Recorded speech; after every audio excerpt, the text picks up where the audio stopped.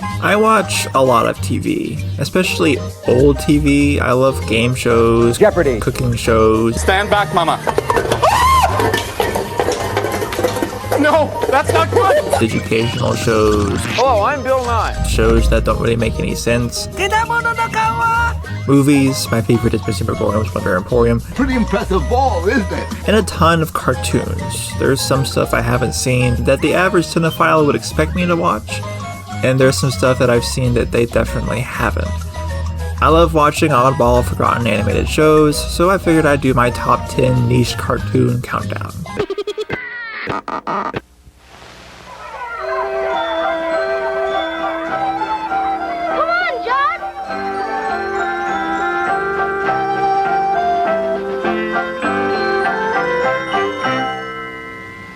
Jot was created by Ruth Byers and produced by the Southern Baptist Radio Television Commission right here in my home of Fort Worth. It's a pretty religious show being produced by a church and whatnot, but I'm not a religious person by far, and there's something about Jot that really draws you to him.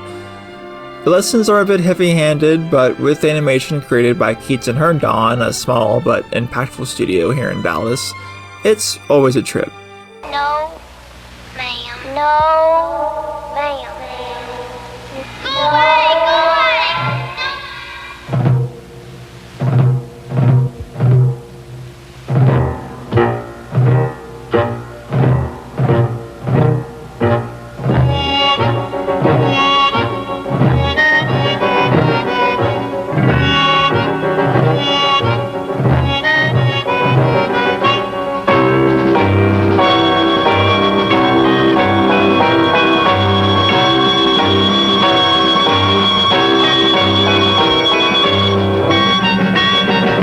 Jot is a very kind and inviting little bouncing ball, and the early episodes really get weird in the best ways possible.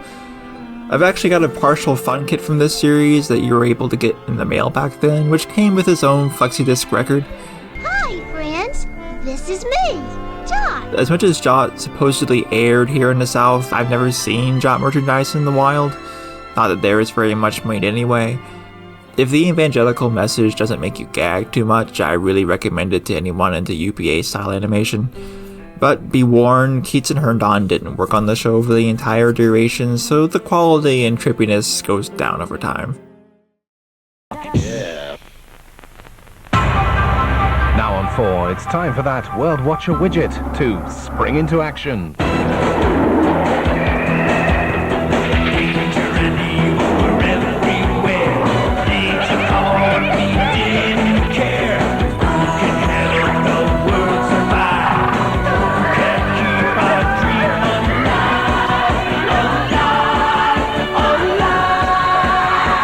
Widget the World Watcher is weird. I haven't finished watching this one yet on account that I just started watching it, but it really is much better than I expected. I saw this purple creature and I walked in expecting something on the same caliber as My Pet Monster, which I hate, but I was decently surprised to see something with some great performances, writing, and lessons that still hold up. Widget, the shape-shifting alien, is assigned to protect the natural environment of Earth. Hijinks ensue, of course, and Widget kicks ass. It's like Captain Planet, but doesn't suck, and has Jim Cummings in the form of a smartwatch. Ooh, I've always wanted to try one of these things. Oh boy, oh boy. Can't believe someone actually activated me! Especially after what happened the last time. Of course, that was a long time ago. We won't talk about that now. Who are you? Me? Oh, Widget. Apprentice Watcher, second class. For a show that doesn't seem to have been super successful with the kids back then, I think it deserves a second chance. I think if you like DuckTales or Alf, you might like Widget, and just might take some getting used to.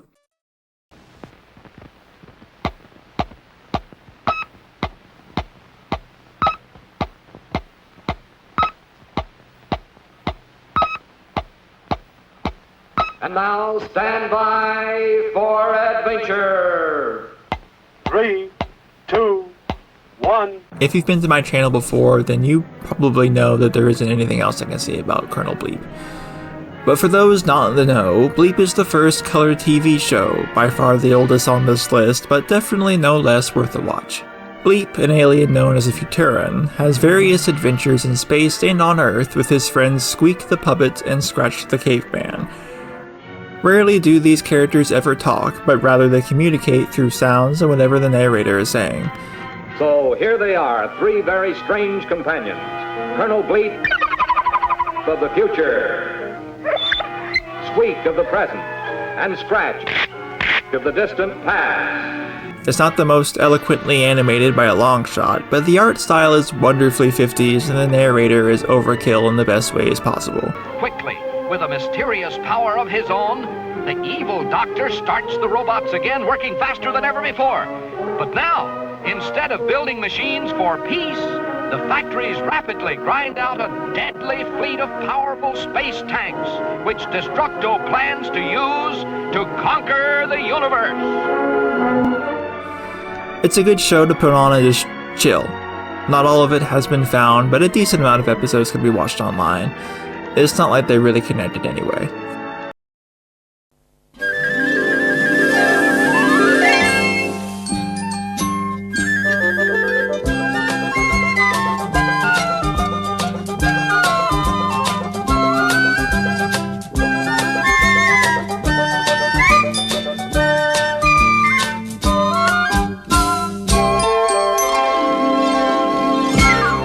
Strange creatures often visit doily woods. Will-O-the-Wisp isn't so obscure as it is British. To any Brits watching this and aching, I'm sorry, I just wanted to introduce this to my American peers. Another segmented, whimsical adventure kind of show where Will-O-the-Wisp narrates the story of Arthur the Caterpillar, Moog the Dog, Carwash the Cat, Evil Edna the Witch, Mavis the Fairy, and the Beast. There isn't really a way to explain it other than that. The cast get into various situations in the forest, and the Wisp narrates it all, who originally was made to represent gas in an educational film. No, I'm very, very natural. Methane, or natural gas, that's me. I'm not sure what to compare this one to. If this looks like your kind of thing, and you like whimsical stories, I think you like it. I'll cast a spell that'll wreck every television set in the world! Now all their screens have gone black. They can't see a thing. Oh, the poor viewers. They must be getting ever so bored. Serve them right!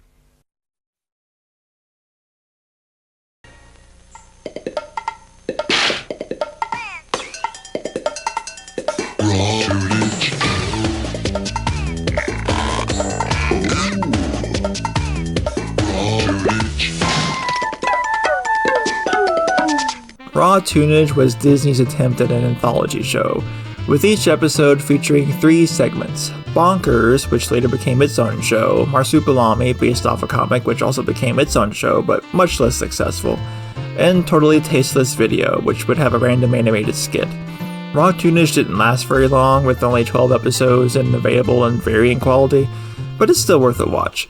The Bonkers presented in Raw Tunage compared to the one presented in his own show is fairly different, and Marsupilami is a cute adaptation of a Belgian classic.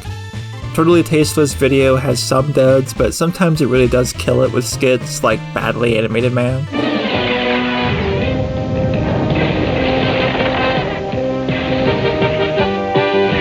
That's right! When there's trouble and you can't afford a well-drawn superhero, there's always Badly Animated Man! 1, 2, 1. Cheaper than a 10-cent toupee. More two-dimensional than a corporate yuppie. Able to leap tall buildings in a single drawing. He's Badly Animated Man. Originally, the show was hosted by now seldom seen characters like Ludwig von Drake or Don Carnage, but they seem to give up on that later on in the show, which is too bad because this part is just as fun as the rest. If you're a 90s Disney fan, definitely give this a shot. Did you ever wonder what happens after the game ends? Shoot, I'm late for dinner. Welcome to the other side.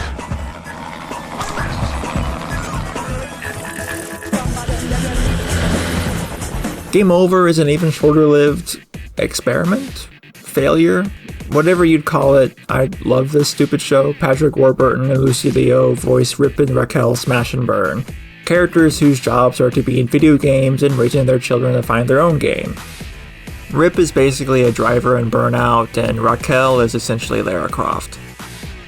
Their relationship feels surprisingly real. Their son Billy is a delight every time he's on screen, and their daughter Alice gets multiple moments of growth. What's he doing now? Billy's friends page him with up-to-the-minute fashion trends. Well, it just looks like he's taking his pants off to me. Yo. I can see his Johnson! Billy, Daddy can see your Johnson. Ha! What's with him? Why has he been acting so weird recently? It's a confusing time. He doesn't know whether to hang out with the jocks, the nerds, or the evil monkeys from Donkey Kong. Talk with him, Rip. Turbo sucks, though. I hate that thing. Why is that funny? Step into this cage and I'll be pushing your head through the concrete. So, when do we sign the papers? It's dated, it's short, it's ridiculous, and if you like Adult Swim, then I think you'll like Game Over. I really wish it lasted longer than what we got.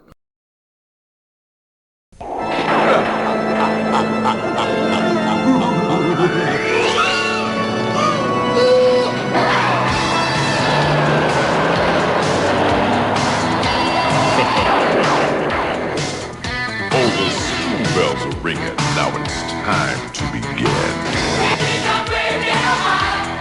I never watched Monster High, but I have seen Gravedale High, and from what I've heard, they're the same concept, but this one has Rick Moranis, so obviously it's better. Gravedale High is pretty self-explanatory. It's a high school for monsters. Each character is a teenage version of some recognizable universal monster, and their teacher is the one and only Rick Moranis, playing Mr. Schneider, the only human in Gravedale.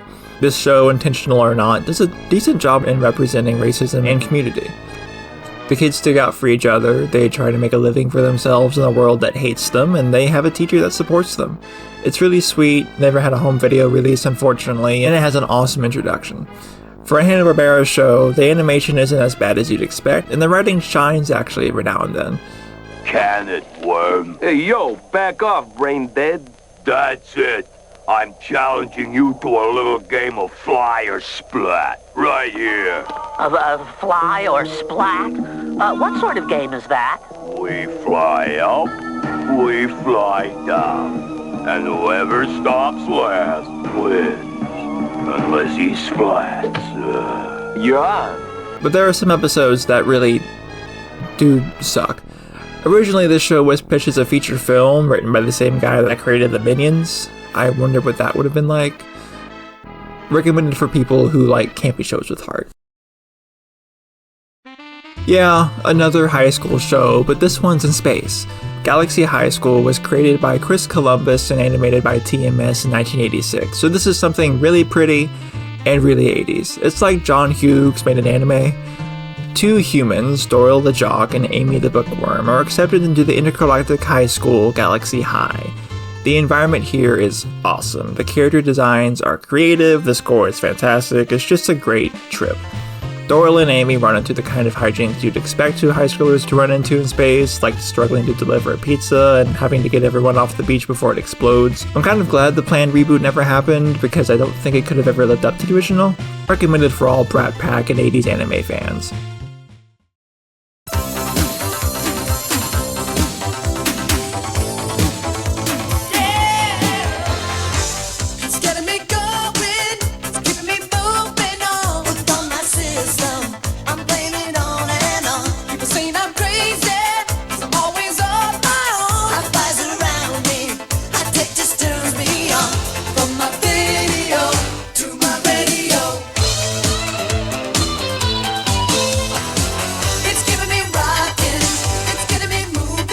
Kid Video is a weird one for a lot of reasons.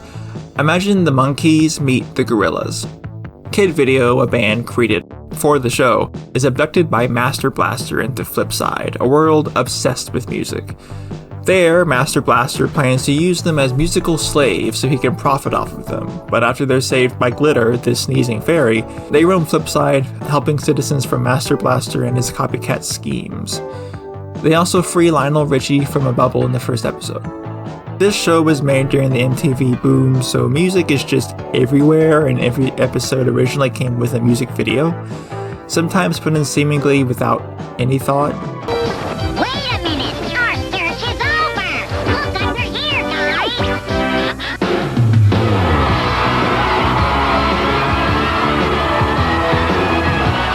The first season is kind of rough, the writing isn't great, and it's kind of ugly. But in season 2, everything changes. Dick moves the production to Japan, so season 2 is still insane, but looks leagues better and the writing is more or less improved.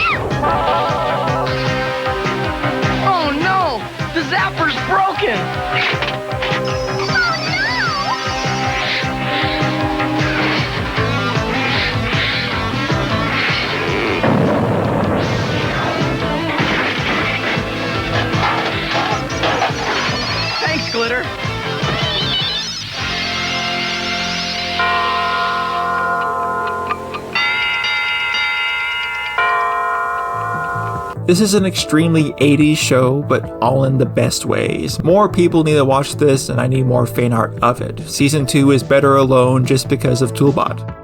I don't know who to recommend this to. Just watch it.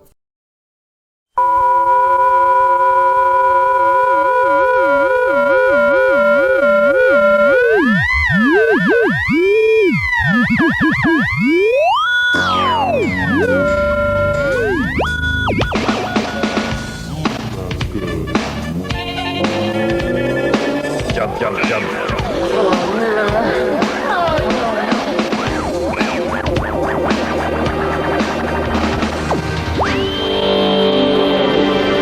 At the very top is Liquid Television. I've seen this show all the way through twice, and it's just awesome. This is where Beavis and Butthead got its start. This is where Aeon Flux got its start.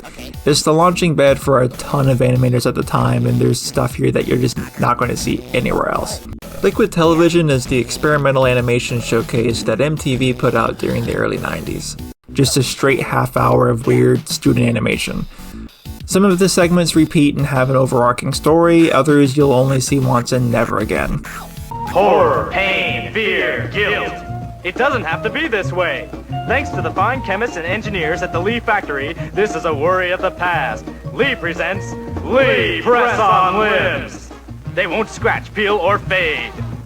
Just remove from the package, lick and apply. It's that simple.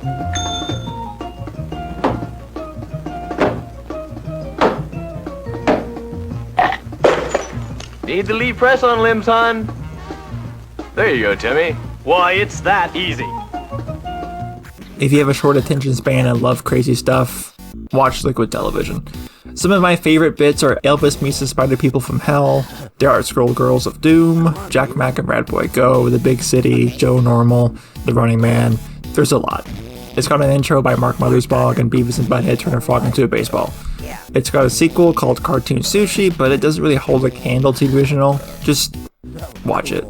If you're into animation, especially the history, and you like supporting indie animation, especially these days, you should watch Liquid Television.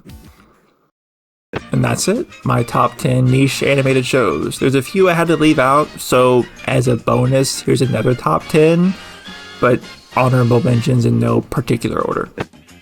Dungeons and Dragons. I used to have this on DVD as a kid and watch it religiously. I'm not sure why, but the horns still ring in my head.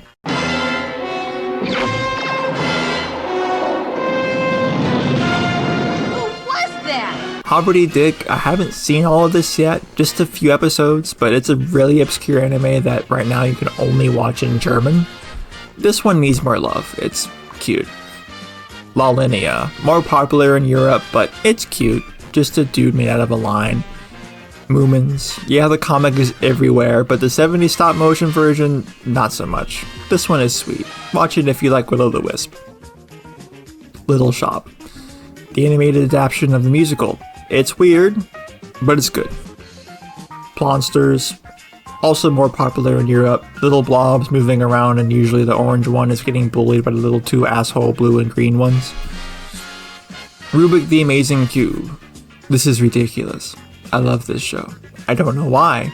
I think you should watch it. Z-Squad. Also haven't watched a ton of this, but it looks awesome, so it's on here.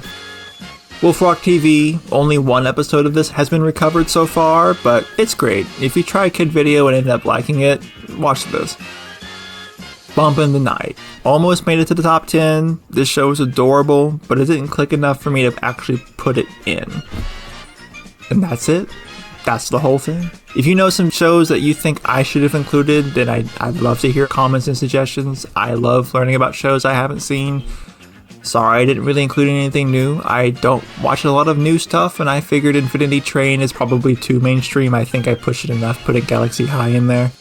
A lot of shows I mentioned are really easy to find online because of how abandoned they are. I think we should take more advantage of that. Bring back some of these forgotten gems. Everyone send me your Kid Video art. I finished the show earlier and I need more of it.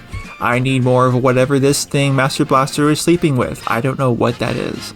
Comment if you ended up watching any of these. Let me know what you thought. Until next time, bye.